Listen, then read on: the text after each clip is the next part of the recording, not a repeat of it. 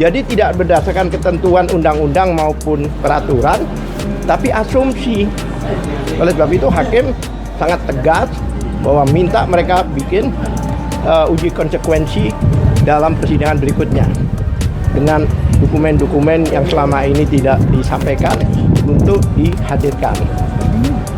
Karena menurut hakim tadi, kenapa harus dihitamkan padahal di publik itu ijazah sudah lengkap, tidak ada baik itu tanda tangan, baik itu nomor tangan, tidak ada. Apalagi yang ijazah yang diupload oleh Dian Sandi ya, itu jelas.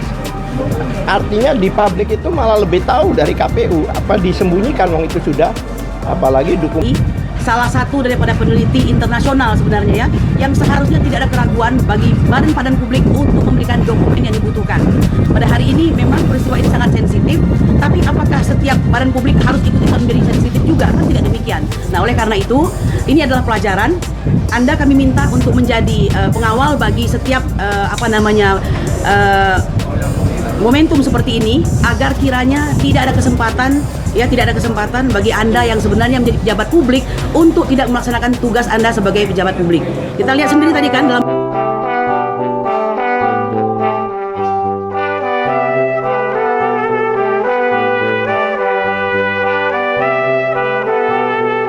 sidang ya Pak ya. Bisa dijelaskan yang pertama KPU, yang pertama KPU, yang mana kita minta ijazah yang benar-benar lengkap, benar-benar ijazah yang tidak ditutupi dan sebagainya, dan dokumen-dokumen pendukung lainnya, yaitu ijazah yang 2014-2019, kemudian ijazah Bapak Jokowi ya, kemudian ijazah yang 2019-2024. Meskipun kami sudah dapatkan, tapi ada sesuatu yang mengganjal karena ada 9 poin yang dihitamkan.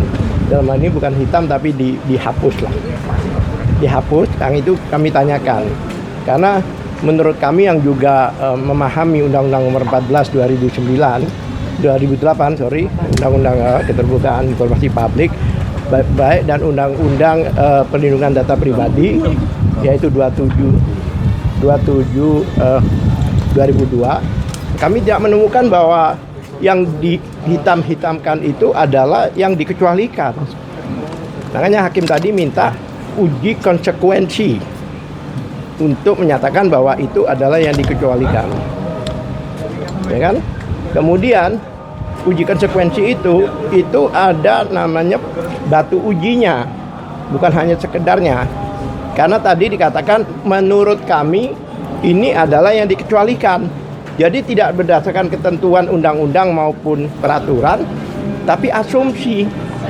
Oleh sebab itu hakim sangat tegas bahwa minta mereka bikin uji konsekuensi dalam persidangan berikutnya dengan dokumen-dokumen yang selama ini tidak disampaikan untuk dihadirkan.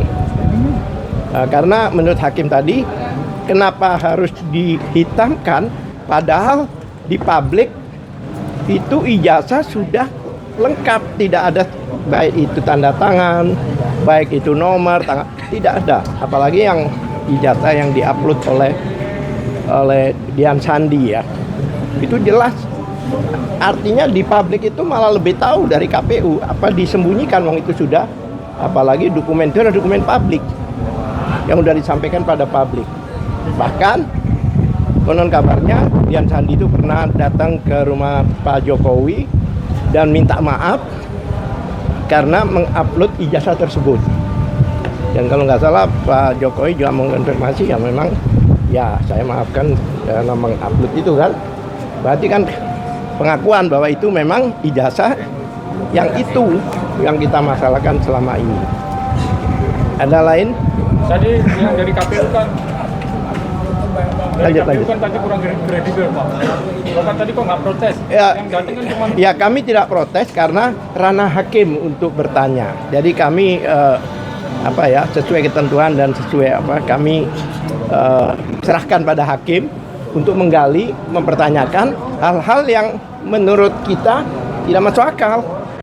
yang bagaimana setiap pertanyaan sekian orang itu mungkin ada 10 orang tadi ya, ada 9 berdiskusi, setiap pertanyaan berdiskusi. Nah, ya itu makanya itu tadi Bapak kok nggak protes.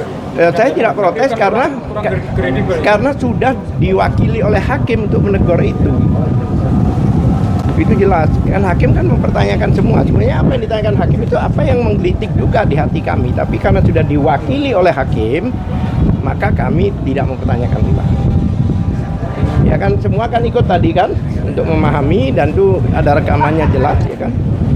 Oleh sebab itu tadi kan KPU juga datang pada kami. Saya bilang begini aja lah, nanti kalau sampai ada mediasi ya sudahlah, buka aja lah semuanya. Ngapain ditutup-tutupin gitu loh, ngapain pasang badan gitu loh ya, karena istilahnya kan pasang badan kan, artinya kita nggak ada kepentingan dengan KPU sebenarnya, kita tidak. Tapi faktanya kan kalau barangkali Bona ingin sampaikan tambahan dari saya. Sri Kandi dulu lah, Sri Kandi. Sri Kandi. Bismillahirrahmanirrahim. Assalamualaikum warahmatullahi wabarakatuh. Saudara-saudara sebangsa dan setanah air, hari ini kita mengikuti 2 persidangan ya, informasi publik, yaitu lawan pertama kami adalah KPU RI dan yang kedua seharusnya adalah Kemendikdasmen ya. Saya ingin mengatakan bahwa dari 2 persidangan yang kami lampaui tadi, meskipun yang kedua itu tidak dihadiri dan itu akan di reschedule ulang ya, reschedule bukan ulang, kalau reschedule ya reschedule ya. Nah itu kami ingin mengatakan ini seperti suatu logika yang salah begitu ya. Perkara ini sebenarnya tidak rumit, tetapi dibikin lebih rumit daripada perkaranya. Ya, kami kemarin bersidang dengan Andri, lalu dengan KPUD, lalu hari ini dengan KPU RI, dan selanjutnya dengan Kemendikdasmen ya. Kami mengatakan kita ini seperti membuat sebuah logika yang sebenarnya tidak logis agar kelihatan logis. Padahal pasal 2 ya, Undang-Undang KIP, Keterbukaan Informasi Publik, itu semangatnya adalah akuntabilitas, keterbukaan, serta the right to know of the people. Jadi orang tuh berhak untuk mendapatkan informasi yang sifatnya publik, yang tentu saja tidak dikecualikan dan sebagainya, tetapi dibuat sedemikian rumit. Ya, pada hari ini kita bertanya-tanya sebenarnya apa yang sedang terjadi kepada bangsa ini begitu. Saya memberikan penghargaan kepada Dr. Bonatua Silalahi, salah satu daripada peneliti internasional sebenarnya ya, yang seharusnya tidak ada keraguan bagi Badan Padan Publik untuk memberikan dokumen yang dibutuhkan. Pada hari ini memang peristiwa ini sangat sensitif, tapi apakah setiap badan publik harus ikut-ikutan menjadi sensitif juga? Kan tidak demikian. Nah, oleh karena itu, ini adalah pelajaran. Anda kami minta untuk menjadi pengawal bagi setiap momentum seperti ini, agar kiranya tidak ada kesempatan bagi Anda yang sebenarnya menjadi pejabat publik untuk tidak melaksanakan tugas Anda sebagai pejabat publik. Kita lihat sendiri tadi kan dalam persidangan betapa membingungkannya, ditanya ini tidak tahu, ditanya ini belum uji konsekuensi, dan kami sebenarnya keberatan ketika meminta itu ternyata belum dilakukan uji konsekuensi. Tapi kami sendiri ya tidak terlalu mempersulit. Kalau memang istilah kata mampu untuk menyediakan, mari, karena memang tujuannya bukan untuk menyudutkan, tapi untuk membuka informasi tersebut agar segala gelap gulita daripada permasalahan itu terbuka. Saya kira begitu ya Pak ya. Sebagai contoh saya ingin mengatakan ya, kepada UGM misalnya, jangan lagi nanti bikin surat yang ada kopnya dan tidak tantangani. Ini seperti orang bikin surat cinta pakai kertas binder begitu. Kan nggak mungkin seperti itu. Padahal UGM itu adalah suatu kampus keramat yang mengeluarkan orang-orang hebat ya, yang mengeluarkan semua yang dibanggakan oleh bangsa ini. Lalu kemudian KPUD jangan seperti magician dadakan begitu ya, tiba-tiba hilang, semua data hilang dan tidak tahu kapan hilangnya, musnahnya kapan, itu aneh sekali. Nah, hari ini juga kepada Polda Metro Jaya yang mengatakan bahwa ijazah Jokowi asli sudah disegel untuk kepentingan penyidikan, akan tetapi beberapa waktu kemudian ada relawannya yang menyatakan kami melihatnya. Ya Pak, siapa itu? Judi Ari yang mengatakan bahwa kami melihatnya. Ini ada sinkronan seperti ini. Jangan sampai terjadi seperti ini, dan harapan kita adalah Komisi Keterbukaan Informasi. Kami cukup senang tadi ya Pak ya, bahwa mereka memimpin daripada persidangan ini dengan sangat clear, sangat clean, dan saya kira berkeadilan. Jadi kan demikian, terima kasih. Biar masuk dulu. Itu izin nanya. Oh ya, boleh. Ayo, lihat semua orang. Saya dulu dong. Oh, oke. Mungkin dari Pak Resmon. Pak Resmon. Gimana? Kita